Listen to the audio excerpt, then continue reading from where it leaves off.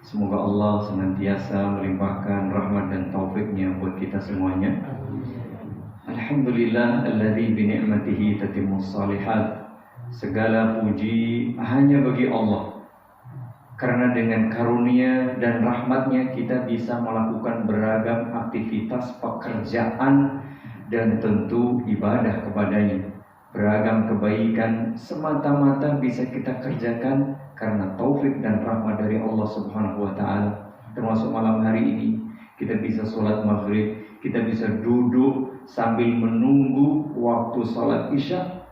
Semua ini karunia dan rahmat dari Allah Subhanahu wa taala. Dalam keadaan aman, sehat, walafiat dan mudah semuanya ibu bapak, maka kewajiban kita hanya satu. Napa niku bersyukur, berzikir dan terus beribadah kepada Allah dengan sebaik mungkin. Maka semoga duduk panjenengan dan kita semuanya, kesabaran panjenengan, kesabaran kita pada kesempatan malam hari ini dihitung, dinilai oleh Allah sebagai amal saleh, kebaikan yang akan membawa kebaikan bagi kita dan tentu akan memperberat timbangan kebaikan kita kelak pada hari kiamat. Amin ya rabbal alamin. Begitu pula semoga menjadi sarana kita meraih dan mendapatkan ilmu yang bermanfaat dan berguna sebagai bekal kita untuk melanjutkan ibadah, menghabiskan waktu dan sisa usia kita sampai kelak semoga meraih husnul khatimah. Amin ya rabbal alamin. Berikutnya tidak lupa kita selalu berdoa, bersalawat, bersalam. Semoga salawat dan salam senantiasa dilimpahkan Allah Subhanahu wa taala kepada Nabi kita yang mulia, imam dan teladan kita, Nabi Muhammad sallallahu alaihi wasallam, para istri, keluarga, sahabat dan tentu juga untuk semua umat Islam, siapapun mereka, tidak peduli dimanapun dan kapanpun mereka berada, tidak peduli, selama mereka masih mau memegang teguh agama ini dengan baik sampai jelang kiamat tiba. Amin ya rabbal alamin. Ibu bapak jamaah dan kaum muslimin wal muslimat yang saya hormati rahimani wa rahimakumullah. Malam hari ini insyaallah taala kita lanjut membaca hadis Arba'in Nawawiyah yang ke-15 ya.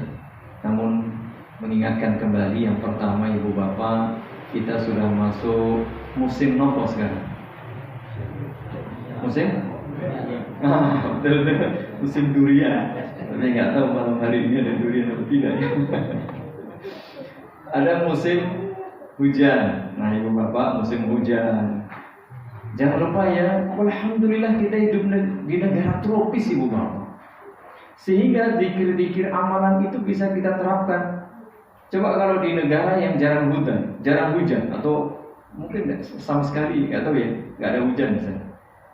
Gak bisa berzikir kalau ada hujan. Kita ini ada musim hujan. Ibu bapak, kalau ada hujan doanya gimana? Allahumma sayyiban nafi'an. Ya Allah, jadikan hujan ini bermanfaat, tidak membawa bahaya. Kalau selesai hujan, doa kita gimana bapak-bapak, ibu-ibu? Loh, apa macam?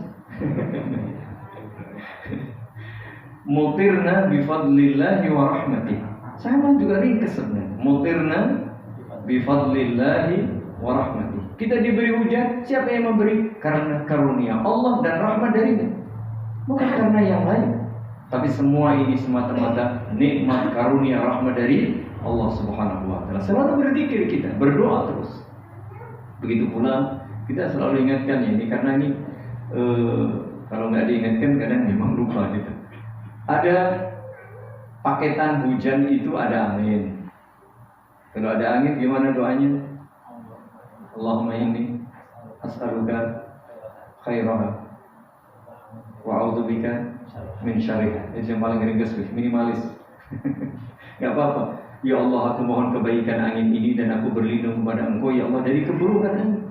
Kadang-kadang anginnya lisus, topan, puting beliung macam-macam. Paket yang lain apa Pak? Petir ya kan? Iya, ada petir. Doanya gimana? Subhanalladzi yusabbihu ar-ra'du bihamdihi wal malaikatu min khifati. Allahu akbar, masyaallah. Barakallahu fikum. Jadi ibu bapak jangan lupa, karena paket ada angin, ada petir, ada hujan. Nah terakhir Hujan, nikmat karunia rahmat dari Allah. Nah, kalau ada hujan ibu bapak, jangan mengeluh ya. Jangan bersuruh, nah hujan menaik jangan. Justru bersyukur kepada Allah dan manfaatkan untuk berdoa. Kalau hujan turun itu salah satu keadaan mustajab untuk berdoa. Nah, ini jamaah doa buat diri kita, buat anak turun kita, buat keluarga kita, orang tua kita lebih-lebih yang sudah wafat. Buat pemimpin kita, buat saudara-saudara kita termasuk saudara kita yang di Palestina, saudara kita yang mungkin di Somalia, di Rohingya, ini beberapa pengungsi Rohingya masih ditolak di mana-mana. Kesian mereka. Mereka kaum muslimin, jemaah. Doakan. Termasuk doakan semoga kita diberi pemimpin yang saleh, pemimpin yang beriman, pemimpin yang adil, pemimpin yang amanah. Doa jemaah. Jangan doanya buat kita saja, jangan. Doa buat semua kaum muslimin, buat Islam dan kaum muslimin. Ini berikutnya, sebelum kita mulai, pembukaannya agak panjang dikit ya, nggak apa-apa. Yang ketiga nih, tadi sudah diawali juga motivasi untuk tetap belajar, untuk terus belajar. Jangan pernah bosan, jangan pernah merasa cukup, jangan pula merasa sudah, mohon maaf, sudah tua, aku is tua. Pak Bu yang umurnya 90 tahun adakah? Belum ada. 80 belum ada. Masya Allah. Saya dapat berapa? Baru 70. Baru 70. Nabi Nuh sekian ratus tahun. Berarti masih muda dong 70 itu. Baik. Jadi saya dapat kisah, ini kisah nyata ibu bapak. Ibu-ibu, nenek-nenek ya, itu baru mulai fokus belajar Al-Quran ketika umurnya baru 80 tahun. Jadi kisahnya, beliau punya cucu yang non jauh dari ujung barat dari Aceh sana belajar di pesantren di Jogja. Oh, cucuku, kau begitu semangat untuk belajar, padahal jauh. Nenek ini sudah tua, belum bisa. Oh, kalau begitu saya juga ingin belajar. Saat itu sang nenek tidak punya ijazah SMA. Lalu beliau ternyata ikut kejar paket C ya. Habis itu daftar kuliah yang swasta itu di Institut Ilmu Al-Quran. Umur 80 tahun baru mulai. Lulus. Bahkan cerita teman ini sampai dilanjut di S2. Selesai. Sekarang beliau setiap hari mengajarkan Al-Quran. Umurnya sudah 90 lebih. Jadi ibu bapak yang belum 80 tahun, semangat enggak bu? Kok enggak ada jawaban? Aduh, mau bilang semangat, tapi kok ya sudah rasanya berat. Tapi enggak bilang semangat, kok itu ada yang 80 tahun masih semangat begitu ya. Semangat ibu bapak. Ya, semangat bismillah. Jadi ibu-ibu, bapak-bapak jangan pernah kendor. Ya. Karena kita belajar itu ibadah. Jadi kita targetnya nggak harus sekian-sekian, enggak. Yang penting belajar, karena belajar itu ibadah. Nah, dapatnya berapa, sampainya di mana, tidak ada masalah. Kita serahkan sama Allah Subhanahu Wa Taala. Bahkan kalau kita lihat Nabi Alaihi Wasallam itu semakin sepuh, semakin usia beliau tua, semakin sering mendapatkan wahyu.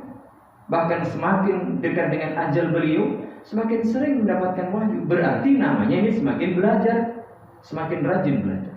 Begitu ibu bapak. Jadi tidak ada istilah pensiun, tidak ada istilah selesai, tidak ada istilah bosan, tidak ada istilah malu, tidak ada istilah cukup untuk belajar.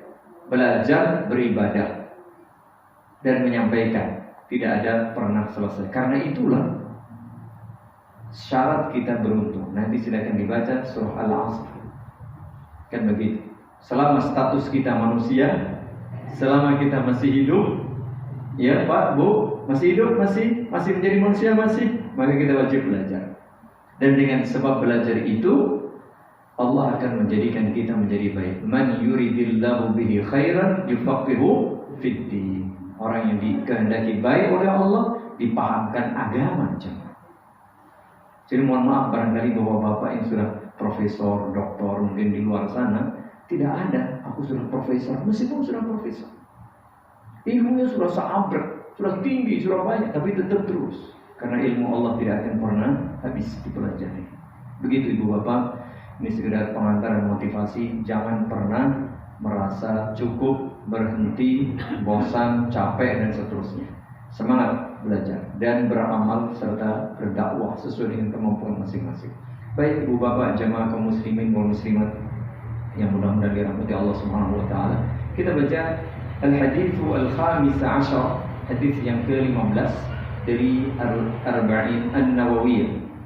Dengan mohon taufik kepada Allah Subhanahu wa taala kita baca an Abi Hurairah radhiyallahu anhu anna Rasulullah sallallahu alaihi wa ala alihi wasallam qala man kana yu'minu billahi wal yawmil akhir falyakul khairan aw liyasmut wa man kana yu'minu billahi wal yawmil akhir falyukrim jarahu وَمَنْ كَانَ يُؤْمِنُ بِاللَّهِ وَالْيَوْمِ الْآخِرِ فَلْيُكْرِمْ ضَيْفَهُ رواه البخاري ومسلم.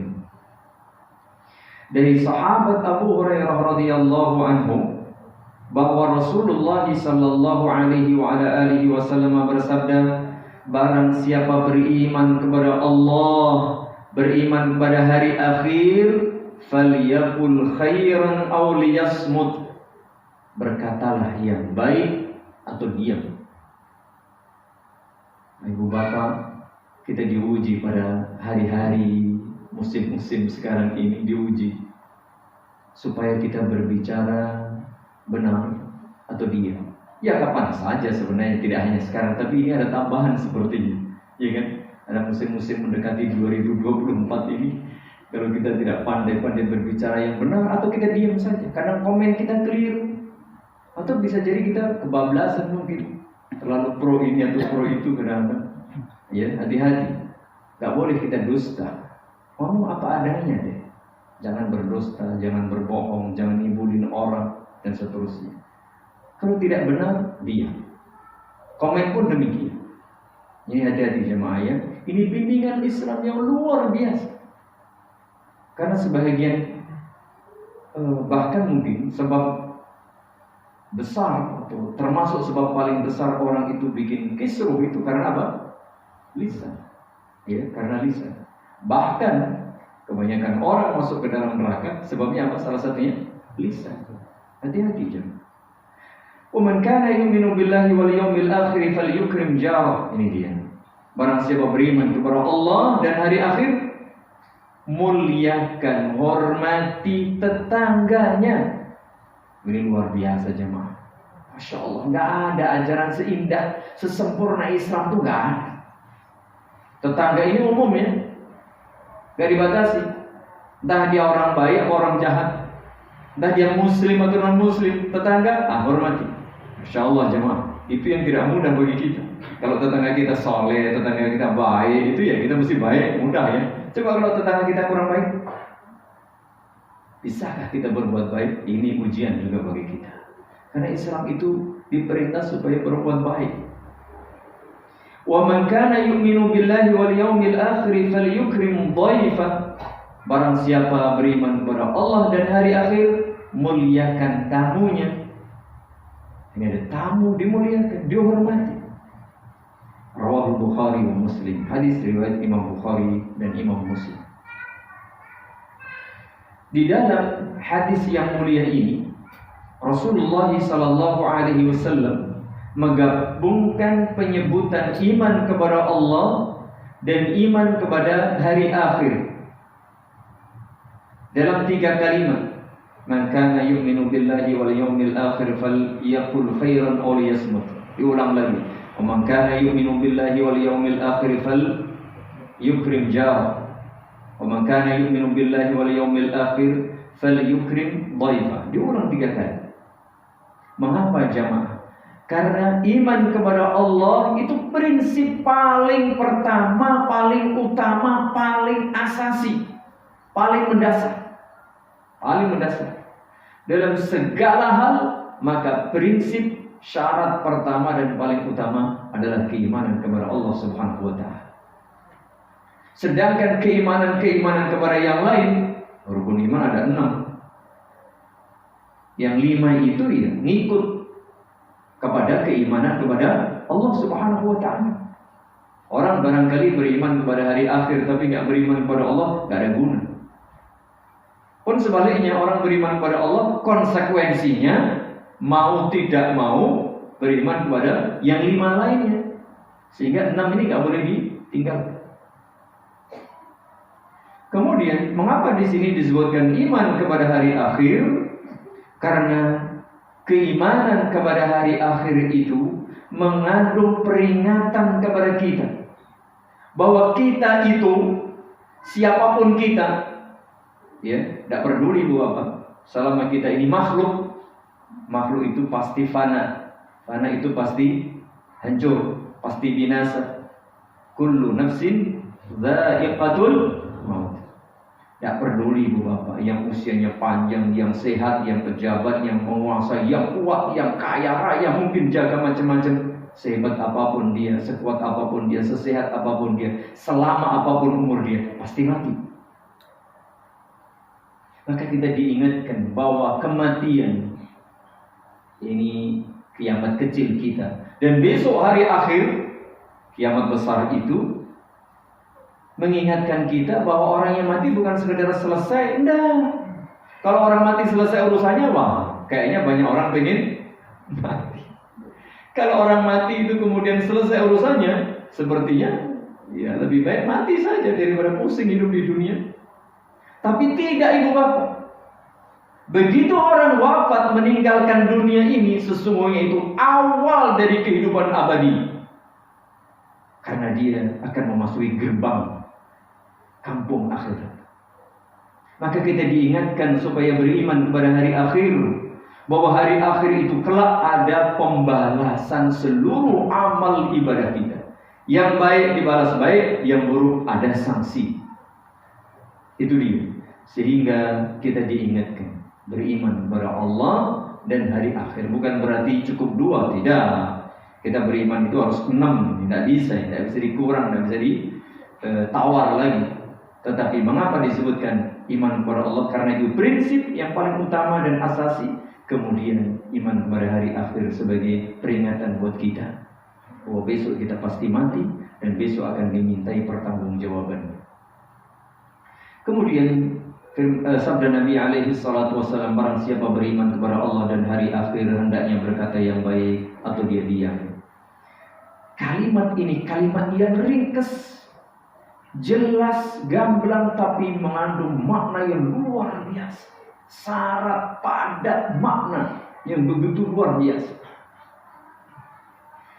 Hadis ini dalam kalimat yang ringkas ini memberikan konsekuensi bagi kita bahwa kita wajib menjaga lisan. Nah, tentu lisan ini bukan hanya lisan Ibu Bapak, tapi juga tangan kita. Sekarang ini mungkin orang nggak ngomong langsung, tapi diwakilkan kepada jadi jemarinya.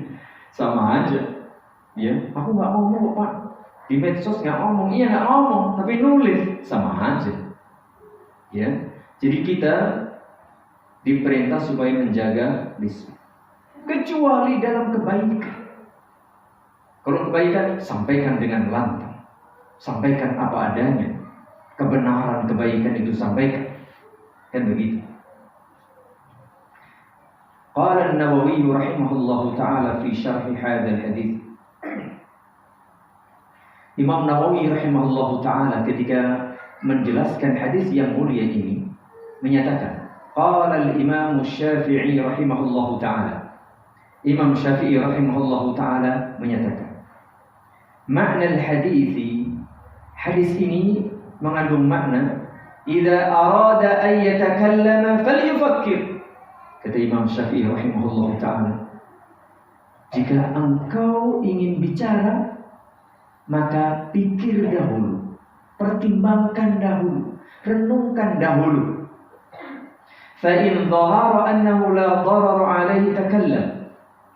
setelah dipikir, dipertimbangkan, ditimbang-timbang, direnungkan, tidak akan mendatangkan, menimbulkan bahaya baik buat dirinya maupun orang lain, silahkan berbicara. Sebaliknya, wa in dhahara anna fihi dararan wa syakka fihi amsak. Tapi setelah dia pikir, setelah dia timbang-timbang, ini sepertinya meskipun ini baik, apalagi ini nggak baik misalnya, tapi bisa jadi menimbulkan bahaya. Atau dia ragu-ragu, jangan-jangan nanti menimbulkan salah paham, menimbulkan keributan, kesalahpahaman, lalu begini begitu, maka hendaknya dia diam, tahan dulu, sabar. Begitu kata Imam Nawawi rahimahullah, Imam Syafi'i rahimahullah ta'ala, yang dinukil oleh Imam Nawawi rahimahullah ta'ala.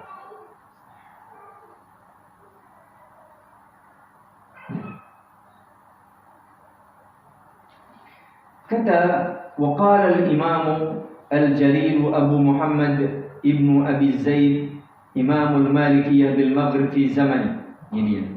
Ada seorang imam dari kalangan ulama mazhab Syafi'iyah di Al-Maghrib. Maghrib itu Maroko ya.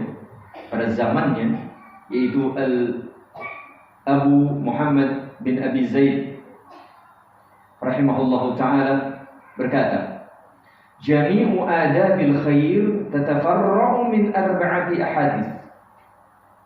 Ternyata segala kebaikan itu bersumber dari 4 hadis Nabi sallallahu alaihi wasallam.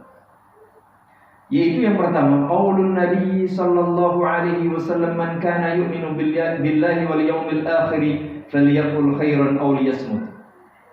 Ini prinsip kebaikan yang pertama tadi ya. Barang siapa beriman kepada Allah dan hari akhir, ngomong yang benar, ngomong yang baik, atau diam.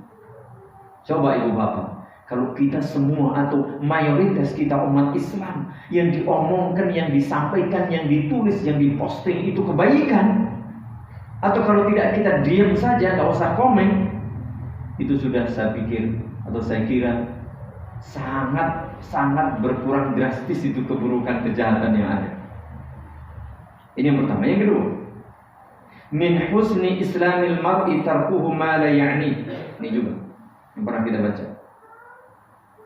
Di antara kebaikan keislaman seseorang adalah meninggalkan sesuatu yang tidak bermanfaat baginya. Coba kalau kita meminimalkan hal-hal yang tidak bermanfaat. Kalau tidak sama sekali sepertinya sulit ya, tapi paling tidak mengurangi deh, atau meminimalkan. Alangkah indahnya kehidupan kita. Kemudian juga ucapan Nabi sallallahu alaihi wasallam, lilladzi ikhtasara lahu wasiyah, kepada salah seorang yang meminta wasiat secara ringkas. Nanti kita baca di hadis berikutnya ini, hadis ke-16. Kata Nabi alaihi salatu wasallam, la taghdab. Coba ibu bapak, kalau wasiat Nabi alaihi salatu wasallam ini kita praktekkan dalam kehidupan kita sehari-hari, jangan marah. Artinya, jangan lampiaskan marah sampai melampaui batas. Namanya manusia yang normal pasti punya emosi, pasti punya marah, itu normal. Ya. Tapi maksudnya, jangan lampiaskan marah itu melampaui batas atau mudah marah. Dikit-dikit emosi, dikit-dikit marah, jangan. Kita diperintah supaya menahan amarah, diperintah supaya bersabar. Dan itu tidak mudah ibu bapak. Nanti dalam hadis juga disebutkan, la taghdab wa lakal jannah. Ini salah satu keutamaan.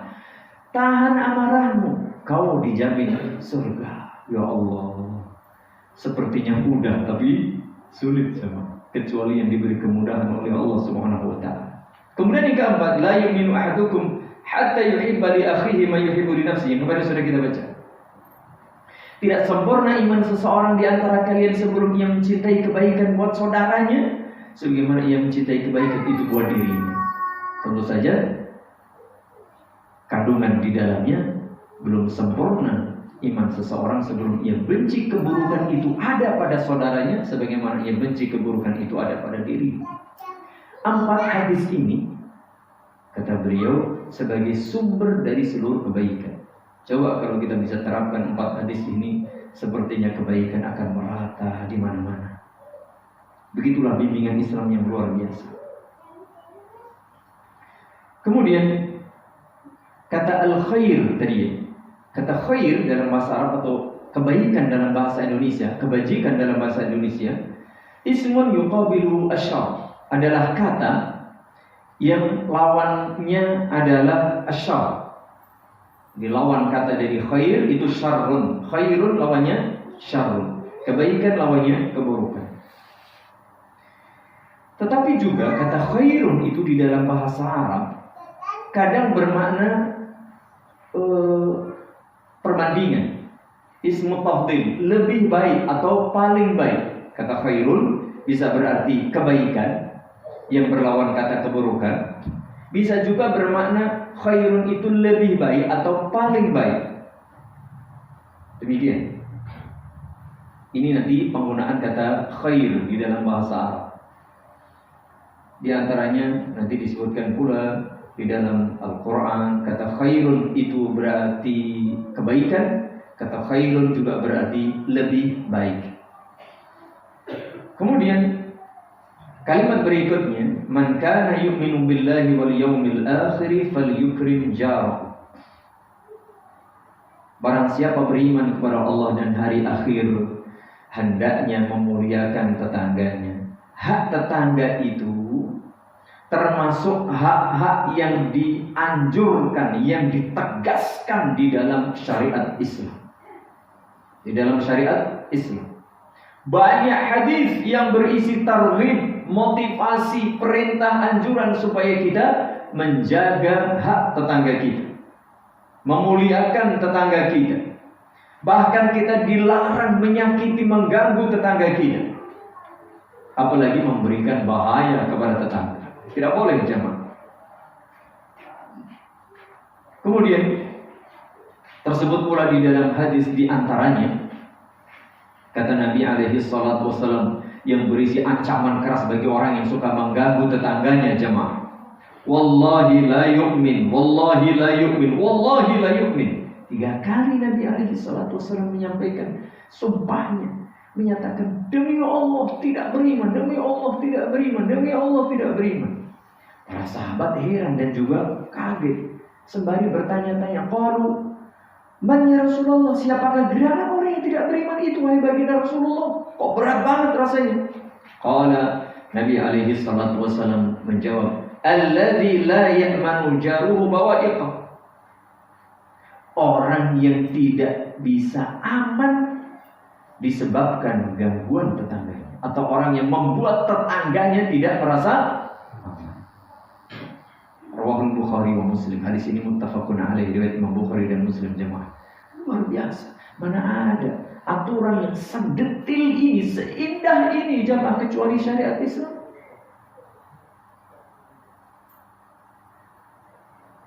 Kemudian bentuk memuliakan tetangga itu seperti apa, Ibu Bapak? Nih dia.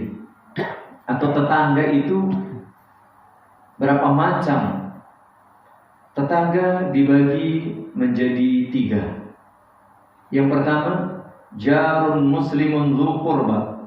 Tetangga ini muslim agamanya, kemudian dia ada hubungan kerabat.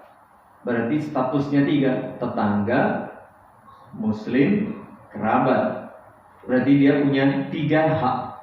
Kalau tetangga kita ini muslim dan punya hubungan kerabat dengan kita, berarti tetangga kita ini memiliki 3 hak. Hak pertama sebagai tetangga, hak kedua sebagai sesama saudara muslim, hak ketiga sebagai kerabat. Kedua, jarun muslimun laisa bidhi qurba. Tetangga kita ini muslim tapi bukan kerabat kita, tidak ada hubungan kekeluargaan. Berarti haknya berapa? 2. Hak sebagai tetangga dan hak sebagai sesama muslim. Yang ketiga, tetangga kita ini non muslim. Dia punya hak tidak? Punya. Hak sebagai apa? Sebagai tetangga. Meskipun bukan muslim, dia tetap punya hak, tidak boleh kita ganggu. Sebagai tetangga. Masya Allah, jemaah, luar biasa. Luar biasa ini indahnya Islam. Persoalannya bagaimana kita mencoba menerapkan hukum syariat, bimbingan, adab ya Islam ini yang begitu indah. Dan itu tidak mudah jemaah. Kadang-kadang ada pripun Pak, mau sana yang suka memulai. Ya enggak, kadang-kadang kita ini terpancing. Tadi la taghdab, jangan marah. Ini yang berat. Kalau mereka suka mengganggu kita, bagaimana kita mencoba untuk berbuat baik? Ini pahalanya berlipat Ibu Bapak. Ya, kadang-kadang kita berdakwah itu tidak harus memberi ceramah, memberi nasihat secara verbal, tapi dengan dakwah bil hal, dakwah dengan praktek perilaku, dengan akhlak, itu biasanya lebih mengena. Tetanggaku ini setiap hari tak ganggu kok ya tetap baik sama saya ya. Bisa jadi dia kemudian tahu diri, kemudian sadar diri, lalu dia menjadi baik. Ya, tapi kalau kita marahi, kita bentak, kita caci, mungkin malah semakin dotro bahasa kita ya, semakin keras mungkin. Demikian. Lalu yang ketiga, barang siapa beriman kepada Allah dan hari akhir, falyukrim dhaifa. Barang siapa beriman kepada Allah dan hari akhir, hormati tamunya. Seorang muslim itu memiliki hak terhadap sesama muslim, dan salah satu kemuliaan ajaran Islam yang tinggi ini, yang indah ini adalah berbuat baik, memuliakan dan menghormati tamu. Memuliakan dan menghormati tamu. Dan tamu ini hendaknya kita muliakan jemaah. Sebagaimana kisah Nabi Ibrahim alaihi salatu wassalam yang didatangi malaikat memberi kabar gembira bahwa istri beliau yang sudah tua, yang secara perhitungan manusia mungkin secara medis sudah tidak mungkin punya anak, tapi malaikat memberi kabar gembira, kau akan punya putra. Maka saat datang malaikat yang menjelma menjadi sosok manusia ini pun, Nabi Ibrahim alaihi salatu wassalam apa? Menghidangkan apa Pak di dalam ayat? Bukan kambing, anak sapi, sapi muda. Ya, kalau sate kambing muda sepertinya banyak. Di sini ada nggak Pak? Sate sapi muda. Kalau di lapangan Karang itu sapi tua apa sapi muda? Alot berarti sudah sapi 80 tahun. Iya, Masya Allah. Begitu jemaah, luar biasa. Nabi Ibrahim memberi contoh, dan Nabi Ibrahim itu salah satu uswah, teladan bagi kita umat Islam. Begitu Ibu Bapak. Jadi kalau ada tamu, apalagi tamu itu dari jauh, dari luar kota, apalagi kerabat kita, apalagi orang tua kita, apalagi yang lebih tua daripada kita, apalagi sengaja memang bertamu ke rumah kita, luangkan waktu kita untuk menemui, syukur menjemput. Yang jelas sebenarnya dia akan fasilitas. Bahkan istilahnya orang yang dia enek kalau orang Jawa itu boleh sembuh pokok itu caranya kan gitu. Ini salah satu memuliakan tamu Ibu Bapak. Masya Allah. Dan ini ibadah. Ini ibadah. Ibu Bapak jamaah yang mudah-mudahan dirahmati Allah Subhanahu wa taala, beberapa faedah yang bisa kita petik dari hadis yang mulia ini, bahwa ibadah itu bukan sekedar keimanan dalam hati, bukan sekedar ibadah mahdhah, sholat, puasa, zikir, bukan, tapi ibadah yang kaitannya dengan muamalah Ibu Bapak, pergaulan, interaksi, termasuk akhlak, adab, sopan santun kepada sesama. Ini bagian konsekuensi iman kepada Allah. Ternyata bicara yang baik, berakhlak yang baik, memuliakan tetangga, memuliakan tamu. Masya Allah jemaah. Bahkan nanti ada hadis yang memberikan ancaman sanksi bagi orang yang ibadahnya Masya Allah, yang wajib sholat sunnahnya oke, sholat puasa sunnahnya Masya Allah rutin, bahkan sedekahnya banyak. Tapi di dalam hadis itu disebutkan Ibu Bapak, mulutnya suka menyakiti tetangganya. Apa kata Nabi? La khaira fiha, tidak ada kebaikan baginya. Ya finnar, dia diancam masuk neraka. Lalu ada contoh yang satunya, ibadahnya yang wajib, sholat sunnahnya ya dikit, kadang-kadang puasanya ya kadang-kadang, nggak begitu banyak, nggak begitu rajin. Kalau sedekah, ya sedekahnya dia orang miskin kok, tapi dia suka sedekah, meskipun kecil, meskipun sedikit, mungkin sepele. Ya kalau di kota infak mak pelitik bunyi gitu mungkin ya. Tetapi karena dia bisa menjaga lisan ibu bapak, tidak pernah menyakiti tetangganya, tidak pernah menyakiti saudaranya, dia di dalam surga. Ia fil jannah. Begitu jamaah. Jadi penentu itu bukan sekedar amal ma'ruf, tapi juga hal-hal yang berkaitan dengan muamalah, interaksi kepada sesama muslim. Kok sepertinya perasaan sudah mau sholat isya? Kurang berapa menit? 6 menit. Ada pertanyaan betul? Ya. Karena begitu cepat sekarang itu, sholat maghribnya agak mundur, sholat isya maju ya? Sebelum jam 7 kan? Mundur juga mas? 7 kurang 4 menit. Baik, ini masih ada satu hadis kita baca. Hadis yang ke-16 sebagai pembukaan. Kata Imam Nawawi rahimahullah ta'ala, al-hadits as-sadis 'ashar an Abi Hurairah radhiyallahu anhu anna rajulan qala lin-nabiy sallallahu alaihi wasallam awsini qala la taghdab faradda miraran qala la taghdab. Rawahu al-Bukhari rahimahullah ta'ala. Dari sahabat Abu Hurairah radhiyallahu anhu, ada seorang lelaki datang menjumpai Nabi alaihi salatu wasallam lalu berkata, "Wahai baginda Rasul, mohon aku diberi wasiat." Apa kata Nabi? Jangan marah. Cuman kalimat itu, jangan marah ya. Farad dan miror, orang tadi ya datang dari jauh barangkali menyempatkan waktu khusus untuk menjumpai Nabi. Masa cuma dikasih jangan marah? Undang Nabi pengajian akbar cuman jangan marah. Assalamualaikum warahmatullahi wabarakatuh. Masa gitu? Ya kan? Diulang lagi tambah Nabi bagaimana wasiat. Nabi ulang terus. La taghdab terus. Berarti ini penting jamaah. Pengajian tidak harus banyak, tapi sedikit paham masuk diamalkan. Coba ibu bapak, kalau kita semuanya ini bisa memanage amarah kita, masya Allah. Sama anak, pernah pak bu marah sama anak? Kalau ngomongnya nggak pernah, saya nggak percaya. Bagaimana kita marah sama anak itu, marahnya dielus, disayang. Saya bocah solihah begini.